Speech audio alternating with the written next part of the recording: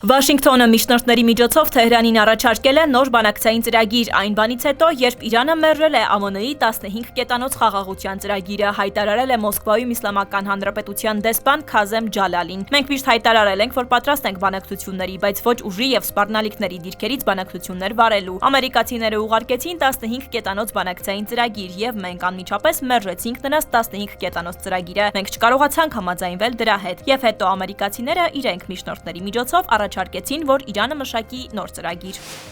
Ըստ Իսլամական Հանրապետության արտաքին գործերի նախարարության խոսնակի, Պակիստանից բացի ոչ մի այլ երկիր ներկայումս չի մասնակցում Իրան-ԱՄՆ բանակցային գործընթացին։ Ներկայումս Պակիստանը Իրանի եւ ԱՄՆ-ի միջև դիվանագիտական գործընթացում միակ պաշտոնական միջնորդն է։ Թեև այլ երկրներ նույնպես կապի մեջ են եւ խորհրդակցություններ են անցկացնում, միջնորդության արդյունավետությունը կախված է կողմերի կողմից ստանձնած պարտավորությունների կատարումից։